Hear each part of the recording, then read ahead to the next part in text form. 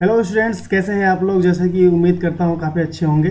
ठीक है, तो हमारा ये जो सेशन चल रहा था साइंस का, आपका विज्ञान का, यानी कि चैप्टर नंबर आपका चल रहा था 12 विद्युत। ठीक, लास्ट लेक्चर आपका अपलोड नहीं हो पाया बिकॉज क्या था, लैपटॉप फेलियर हो गया था। ठीक है, तो हम कंटिन्यू करते हैं ये दोबारा से, फिर से एक बार। हम पढ़ रहे हैं यहाँ पे साइंस आपका विद्युत। इसमें अभी तक हमारे 5 पार्ट आपके कंप्लीट हो चुके हैं। ठीक, अगर आपने नहीं देखा है तो प्लीज़ आप जाइए प्लेलिस्ट में, वहाँ जाके इसे देखिए। ठीक, ये इंपॉर्टेंट है सीबीएसई वालों के लिए, यूपी के लिए और आईसीएसई के लिए, अदर बोर्ड एग्जाम जो होते हैं उनके लिए, जहाँ पे विद्युत आपका पढ़ाया जाता है। ठीक, आज हम डिस्कस करने वाले हैं इस वीडियो में समांतर। हमने लास्ट टाइम में डिस्कस कर लिया था श्रेणी क्रम, आज हम करेंगे समांतर, या फिर से हम पार्श्व भी बोलते हैं। उसका संयोजन क्या होता है, कैसे उसका फॉर्मूला निकलता है, जो पेपर में इंपॉर्टेंट है, आता है 4 नंबर का, आपका आता है 4 मार्क्स का। ठीक है, तुल्य प्रतिरोध में निकालेंगे, यानी कि कुल प्रतिरोध निकालेंगे। क्या निकालेंगे हम? कुल प्रतिरोध निकालेंगे। और कुल प्रतिरोध के लिए एक अलग से वीडियो भी आपको प्रोवाइड करवाई जाएगी। ठीक, यहाँ पे आप नोट्स बना पाओगे अपनी हिंदी में अच्छी तरीके से। चलिए लेसे स्टार्ट करते हैं, बिगिन विथ एक नए मोटिवेशन के साथ। चलिए, आज हमें करना है आपका समांतर क्रम में प्रतिरोध कैसे निकालते हैं, कुल प्रतिरोध कैसे निकालते हैं। इसीलिए हमें क्या करना पड़ेगा, एक बनाना पड़ेगा डायग्राम। तो मान लेते हैं अपना 3 आपका प्रतिरोध है। नंबर 1 R1 है, नंबर दूसरा क्या है R2 है, और एक क्या लगा हुआ है इसमें, तीसरा क्या है R3। ठीक, R3। ये तीनों के तीनों कैसे जुड़े हुए हैं, एक वोल्ट मीटर के साथ पहले जुड़े हुए हैं आपस में ये। ठीक, इसके बाद क्या है, आगे बढ़ाते हैं इन्हें थोड़ा सा। वोल्ट मीटर लगा हुआ, यहाँ पे क्या लगा हुआ है, माइनस प्लस माइनस। सेल और बैटरी में डिफरेंस क्या है मैंने आपको पहले ही बता दिया है, जिसे नहीं पता है वो जाके पुरानी वीडियोस देख सकता है। कुंजी लगा हुआ है, एक बैटरी लगा हुआ है, यहाँ पे एक एमीटर लगा हुआ है। एमीटर क्या होता है, आपका विद्युत धारा का माप करता है। वोल्ट मीटर वोल्टेज का। चलिए, की लगा दिया हम। अब यहाँ से करंट आई जाएगा, आई प्रवाहित होगी, आई करंट जाएगी पहले वाले इसमें I1, इसमें क्या होगा I2, इसमें क्या होगा I3। दोबारा यहाँ से क्या निकलेगा I। इसका मतलब क्या, I जो होगा वो I1 plus I2 plus I3 के बराबर होगा। चलिए, अब जब हम ये संयोजन करते हैं समांतर क्रम में, लिख देता हूं मैं यहाँ पे हम कर क्या रहे हैं। ठीक है, समांतर या फिर पार्श्व क्रम एक ही बात होता है। समांतर, समांतर में संयोजित संयोजित संयोजित प्रतिरोध। ठीक, प्रतिरोध काफ़ी अच्छा लगता है। आप लोगों के कमेंट काफ़ी पॉजिटिव कमेंट्स आते हैं, काफ़ी अच्छा लगता है उसे, और अच्छा मोटिवेशन मिलता है मुझे भी वीडियो बनाने के लिए। चलिए, अब हम देखिए, जब हमें भी कभी भी ऐसे फॉर्मूले ड्राइव करते हैं, हम इसका फॉर्मूला निकालते हैं, सबसे पहले हमें लिखना पड़ता है हमने क्या माना है। तो माना कि 3 प्रतिरोध, आप कितने भी ले सकते हो, 1 2 3, एक से ज़्यादा, 2 3 4, कितने भी, हम 3 लिए यहाँ पे। माना कि 3 प्रतिरोध, 3 प्रतिरोध, कौन कौन से 3 प्रतिरोध है, R1, R2, R3, तथा एक बैटरी, एक battery, ammeter, voltmeter, meter, एक कुंजी के साथ, कुंजी के साथ जुड़े हैं। ठीक, कुंजी के साथ जुड़े हैं। इतनी बात हमें लिखना जरूरी है ये। इसके बाद आपको पता है एक बात, ये इंपॉर्टेंट लाइन लिखना है यहाँ से। ठीक, स्टार बनाना नहीं है, आपको समझना है कि इंपॉर्टेंट है। जब समांतर क्रम होता है, समांतर या फिर पार्श्व क्रम, ठीक है, दोनों एक ही बात है, मैं दो बार नहीं लिखूंगा। ठीक, आप समझ जाओगे मैं किसकी बात कर रहा हूँ। पार्श्व क्रम, समांतर क्रम या फिर पार्श्व क्रम में क्या होता है, धारा का योग, धारा का योग, धारा का योग कुल धारा के बराबर होता है। कुल धारा के, कुल धारा के, कुल धारा के बराबर होता है। क्या होता है, कुल धारा के बराबर होता है। ठीक, ये बात समझ आ गई आपके यहाँ तक। अब देखिए साथ साथ क्या होगा, विभवांतर जो होता है आपका, विभवांतर। देखिए, धारा और विभवांतर के लिए स्टार्टिंग क्लासेस हैं, अगर आपने नहीं देखा तो आप जाओ देखो, नॉलेज एक तरीके से आपको मिलती जाएगी स्टेप बाय स्टेप। ठीक है, ऐसे भागने की जरूरत नहीं है। विभवांतर यहाँ पे क्या होता है, बराबर होता है। क्या होता है, बराबर होता है। श्रेणी क्रम में धारा का मान बराबर होता है, और पार्श्व क्रम में विभवांतर बराबर होता है। ठीक, ये बात समझ आ गई आपके यहाँ तक। अब देखो, जब ये बराबर होगा तो आई क्या हो जाएगा, आप बोलोगे कि I1 plus I2 plus I3, इसका मान जो है वो तीनों के बराबर है। आपने बोल दिया ऐसा, ठीक है। तो आपको पता है ओम के नियम के अनुसार, ओम का नियम क्या कहता है, V बराबर क्या होता है, IR होता है। आप बोलोगे मैं I निकालूंगा यहाँ से, तो I कितना हो जाएगा, V बटे आर हो जाएगा नहीं हो जाएगा, ठीक। यहाँ पे क्या कर देंगे हम, वी बटे आर कर देंगे, आर पी लिख देंगे इसे, पी का मतलब है पैरेलल, ठीक, कुल प्रतिरोध जो निकालना है हमें। यहाँ पे क्या हो जाएगा, वी बटे आर वन प्लस वी बटे आर टू प्लस वी बटे आर थ्री।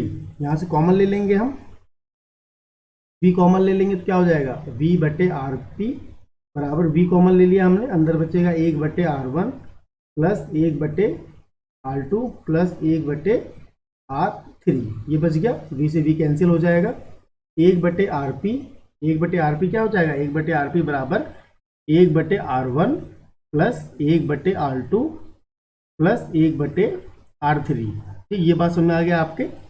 तो यहाँ पे एक फॉर्मूला आ गया, इसे हम ब्रैकेट में बंद कर देते हैं, ये आपका फॉर्मूला हो गया किसके लिए, ये निकल गया हमारा कुल प्रतिरोध, ये क्या हो गया, ये कुल प्रतिरोध, या फिर इसे हम बोलेंगे तुल्य प्रतिरोध, क्या बोलेंगे इसे हम, तुल्य प्रतिरोध, ठीक, ये बात समझ में आ गया आपके, कुल प्रतिरोध या फिर तुल्य प्रतिरोध बोलेंगे, वो हमने यहाँ पे निकाल लिया, बहुत इंपॉर्टेंट फॉर्मूला, इसे आप याद रखोगे हमेशा की तरह। चलिए अब कुछ इंपॉर्टेंट पॉइंट्स है वो स्टार बना के लिखेंगे हम हमेशा की तरह जैसे लिखते हैं। अगर आपको नहीं समझ आता है तो आप थोड़ा सा रोक के स्क्रीनशॉट ले लो इसका, या फिर पीडीएफ चाहिए तो आप इस फेसबुक पेज पे जाके वहाँ पे देख पाओगे, वहाँ मिल जाएगा, आपको डाउनलोड कर सकते हो। चलो कुछ इंपॉर्टेंट पॉइंट्स लिखते हैं, वो देखते हैं जरा। देखो हमेशा ध्यान देना, सबसे पहला इंपॉर्टेंट पॉइंट क्या है आपके लिए, पहला है कि जो कुल प्रतिरोध समांतर क्रम में कुल प्रतिरोध होता है, समांतर समांतर समांतर क्रम में कुल प्रतिरोध समांतर क्रम में कुल प्रतिरोध क्या होता है, वो जो व्युत्क्रम में है, व्युत्क्रम मतलब जो एक बटे में लिखा था मैंने, उसे व्युत्क्रम बोलते हैं। जो व्युत्क्रम आप क्वेश्चन आएगा तो उसमें ध्यान देना, व्युत्क्रम किसे बोलते हैं, व्युत्क्रम जो है वो पृथक पृथक प्रतिरोधों के योग के बराबर होता है, क्या होता है, योग के बराबर होता है, योग के बराबर होता है, ठीक, ये बात समझ आ गई आपके, बराबर होता है। कहने का मतलब क्या था, एक बटे आर पी बराबर क्या था, एक बटे आर वन प्लस एक बटे आर टू प्लस एक बटे आर थ्री, ये फॉर्मूला था आपका, इसको आप अच्छे से क्या याद रखोगे हमेशा की तरह जैसे आप करते हो। और श्रेणी क्रम में क्या था, इसे लिख देता हूँ यहाँ पे, R S R one plus R two plus R three, ठीक, ये सीरीज में था, श्रेणी क्रम वाले में था, ये समांतर वाले में था, ठीक, बहुत इंपॉर्टेंट होगा आपके लिए। इसका मतलब क्या था, इसका मतलब यहाँ प्रतिरोध अभी मैंने बताया जस्ट आपका, प्रतिरोध इस तरीके से लगे होंगे, एक के बाद एक ऐसे करके लगे होंगे, इसमें प्रतिरोध कैसा लगा होगा, इस तरीके से लगा होगा प्रतिरोध, ठीक, आया समझिए ये बात आपके। चलिए यहाँ पे तीनों प्रतिरोध इस तरीके से लगे होते हैं, यहाँ पे ऐसे लगे होते हैं, ये समांतर क्रम है आपका और ये श्रेणी क्रम है। श्रेणी क्रम में तुल्य प्रतिरोध क्या होगा, डायरेक्ट आप जोड़ देते हो सबका योग, और समांतर क्रम में क्या होता है, पार्श्व क्रम में इनके व्युत्क्रम के योग के बराबर होता है। अच्छा ये बात तो ये हो गई यहाँ तक। अब देखो एक इंपॉर्टेंट बात क्या आती है कि भाई समांतर क्रम में क्यों जोड़े चीजों को, समांतर क्रम में हम क्यों जोड़े, इसका लाभ क्या है, आप लोग पूछ सकते हो इसका लाभ क्या है। तो हम देखेंगे यहाँ पे जो समांतर क्रम है, उसके दो नाम है ना, बार बार मैं आपको बता रहा हूँ, इसीलिए पार्श्व क्रम या फिर समांतर क्रम। आपने बोला भाई हम समांतर क्रम में जोड़ तो लेंगे, लेकिन इसके फायदे क्या है, लाभ क्या है, समांतर क्रम के लाभ क्या होते हैं, आखिर हम समांतर क्रम में ही क्यों जोड़ें, पार्श्व क्रम में मतलब पार्श्व क्रम में क्यों जोड़ लें, सीरीज में क्यों नहीं जोड़ें, श्रेणी क्रम में क्यों ना जोड़ लें चीजों को। देखो इसके पीछे क्या लाभ है, ये इंपॉर्टेंट है, ठीक है, ये इंपॉर्टेंट है, पेपर में आपसे पूछा जाएगा, इसीलिए बता रहा हूँ। पहला नंबर क्या होता है, ये श्रेणी क्रम में, चलो साथ साथ लिखता भी चलूंगा, आप नोट भी करोगे, इससे इंपॉर्टेंट है ये, श्रेणी क्रम में, ठीक, श्रेणी यही है, श्रेणी क्रम में जब एक अवयव क्या होता है, जब एक अवयव खराब हो जाता है, जब एक अवयव खराब हो जाता है तो कोई भी अवयव काम नहीं करता, कोई भी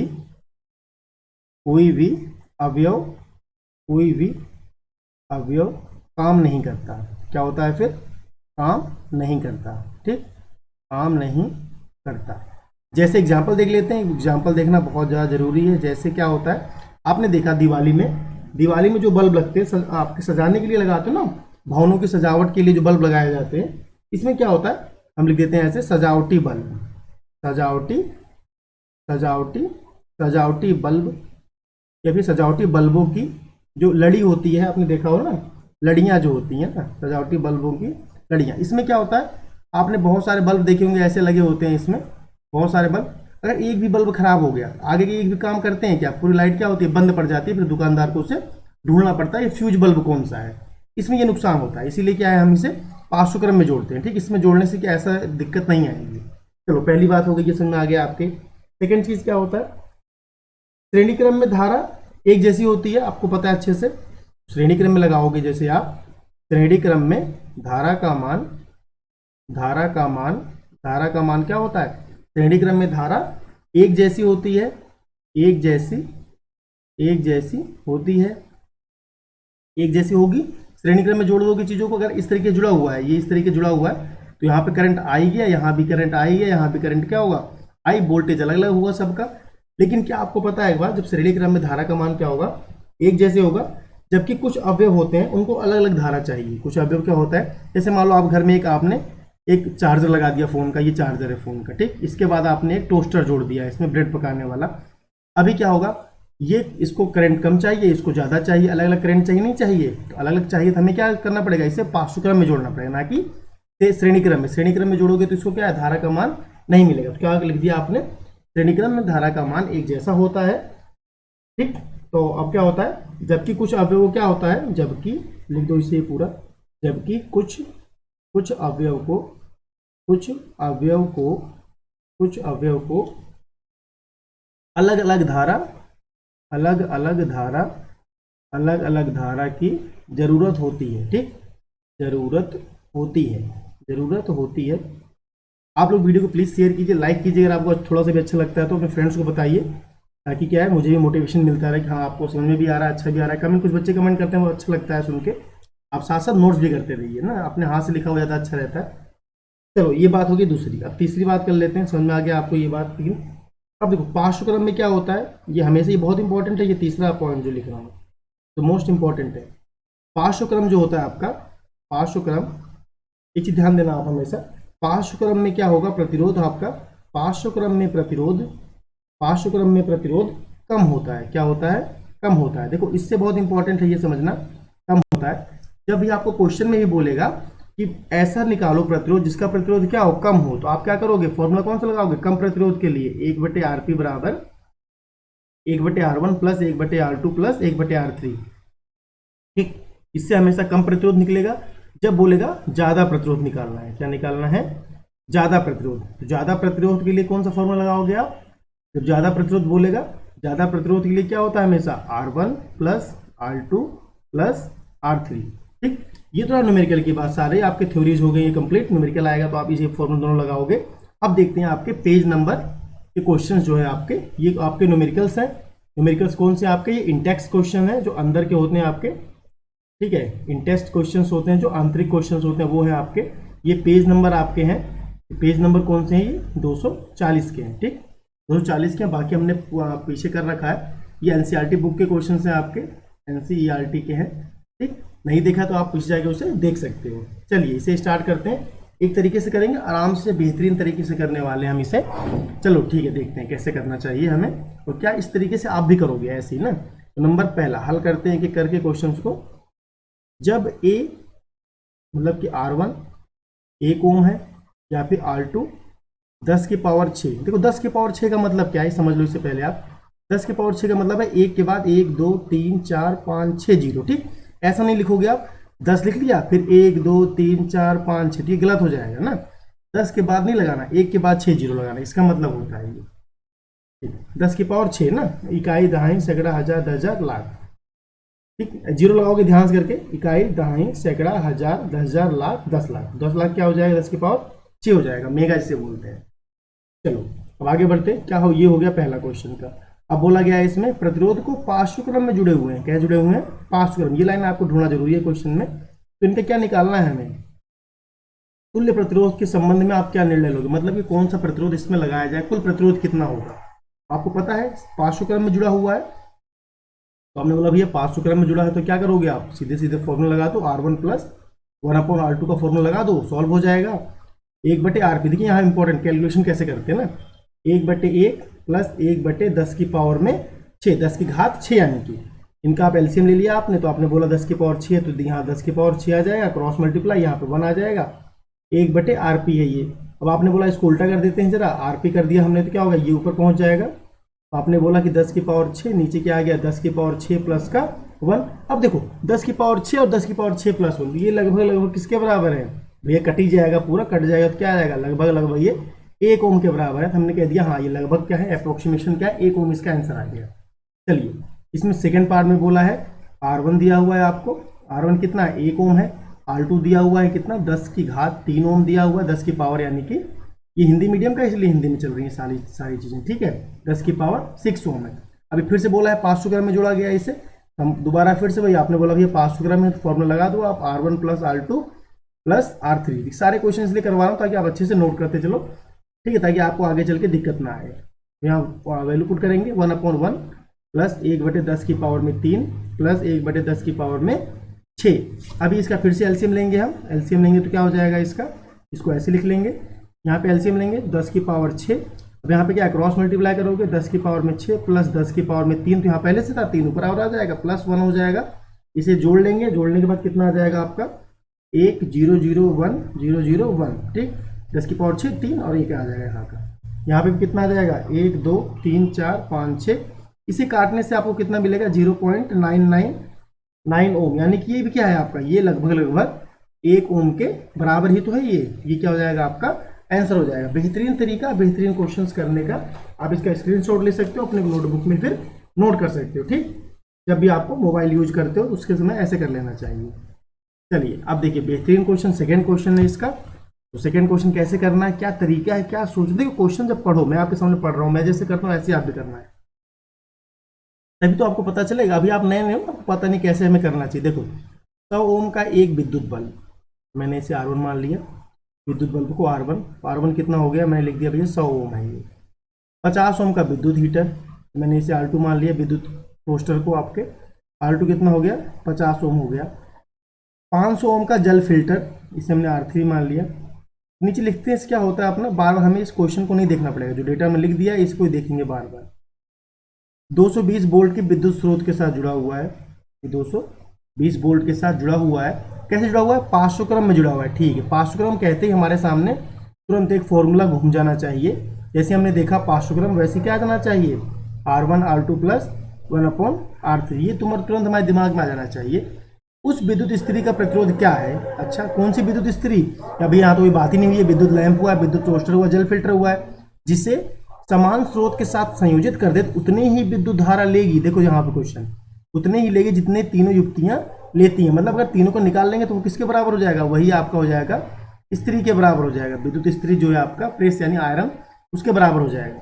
और यह भी ज्ञात करो कितनी विद्युत धारा वो प्रवाहित होगी। चलो ठीक है, पहले हम 1/RP निकालोगे, टोटल प्रतिरोध कितना है इसका, कुल लगा हुआ है आपके घर में जितने सामान लगे हैं ये तीनों, अब घर के में लगे हुए हैं, ये तीनों का प्रतिरोध कितना है। तो आपने बोला चलो हम सॉल्व कर लेते हैं, जल्दी सॉल्व करेंगे तो क्या मिलेगा, सॉल्व जैसे ही आपने करा तो आपको मिल गया यहाँ से, इसका एलसीएम ले डाला आपने, एलसीएम लिया आपने 500 आ गया, 500 में यहाँ पे क्या कर दिया 5 कर दिया, यहाँ पे क्या हो जाएगा 10 प्लस यहाँ पे कितना हो जाएगा 1 हो जाएगा। तो आपने बोला भैया इतना आ गया, 1/RP निकाला हमने, 1/RP निकालोगे तो क्या हो जाएगा 10 5 15 16, तो 16/500 लिख दिया आपने। 16/500 का मतलब क्या है, आरपी निकाला तो 500/16 कर दिया आपने।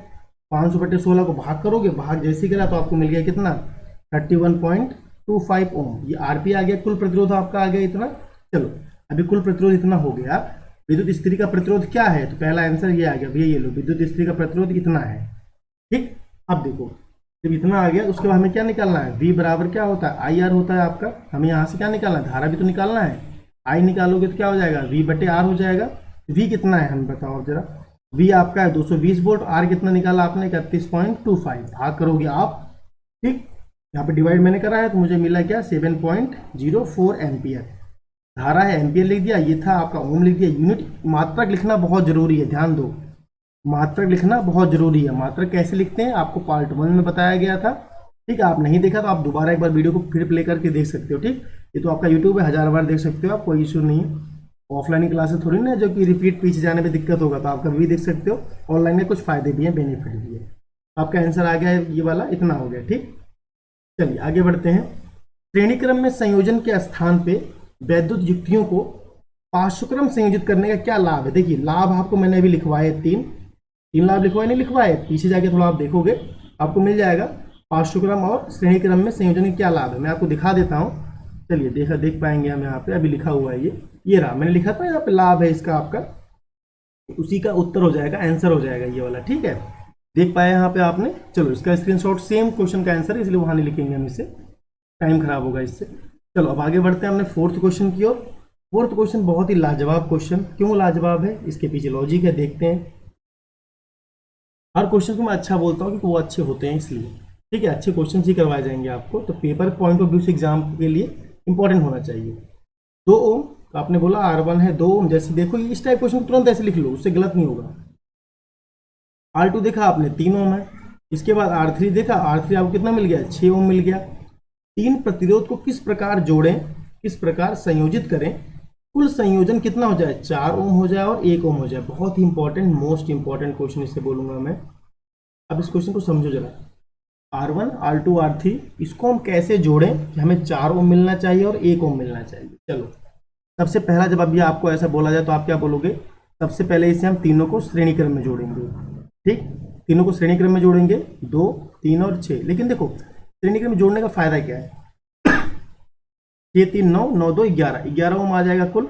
11 ओम चाहिए क्या हमें, नहीं, तो भैया ऐसे हम जोड़ ही नहीं सकते, तो गलत ही है, इसमें नहीं जोड़ेंगे।